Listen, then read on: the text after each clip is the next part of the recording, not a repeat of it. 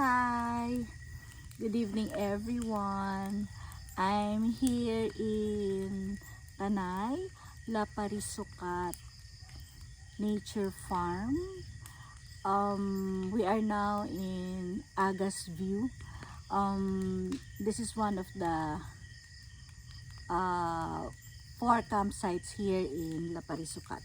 So there is also a day tour here in this campsite. So every campsite has a comfort room and shower, sink,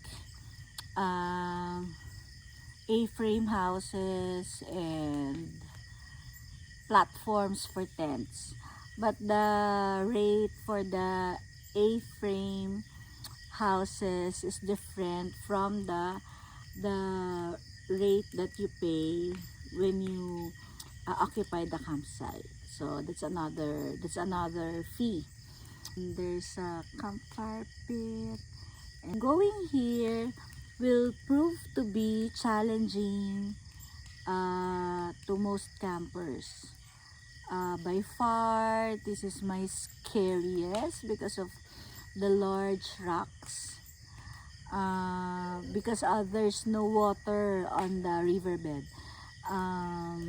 It's summer, but during night time it's still very cold. So going here, it's like traversing, how many is that, two river crossings. And then for the 4 campsites, Mountain View A, Mountain View B, Nicolay, and Aga's View, the most treacherous is Nicolay, because it's up on the mountain. If you don't have a 4x4 to take you there, they have a carabao which will take your things up in the mountain. It's kinda steep, yes, but it's manageable. I was able to go there this morning. So there are also plantations of dragon fruit and blue ternate tea. Is that it? Here in the campsite. What is good about this campsite? This is pretty exclusive, so there won't be anyone bothering you during your stay. You have the view of the mountains. If it's not summer, we should have a view of the river. But during daytime, it's kinda sunny and warm. But during nighttime, it's cold. Very cold to my standard. Okay.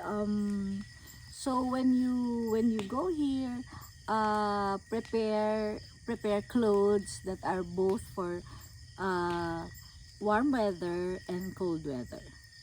Okay. So there's no signal, no Wi-Fi, and no electricity here. So what you can see there, we call that the UFO lamp post. That's solar. And then they also have solar lights for the sink and for the shower and the comfort room. By far, this is one of the best comfort rooms that I've seen in most campsites. It is well built, and the design is nice than those that I've seen. The caretakers, that's Kuya Bong and Miss Glenda, are very very accommodating. They would go to the campsite and then ask uh, what you need, or if you have something that you have issues or concerns. So they would gladly accommodate the request if it's allowable. And also, this is the first time, the very first time that we've seen the stars, and we were able to record it. The Milky Way, and we were able to also see the cosmic clouds. That's around 3 a.m. in the morning. You would see animals roaming around here in the uh, campsite, like goats, or you would see from afar carabaos. They also have horses, and and I saw one pig sunbathing near the plantation. Uh, what else?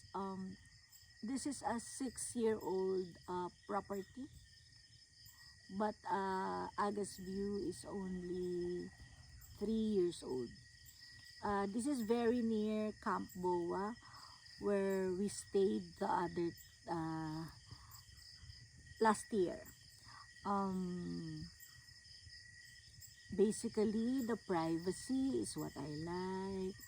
The view of the mountains, and I particularly like how they set up this the campfire, because it looks like the Stonehenge. And what else? Um, come visit LAParisukat. It's worth your while. It's very nice, and everyone is very accommodating here. Maybe next time we will try the mountain view side, because it's less scary and it's just by the entrance. Good night, everyone.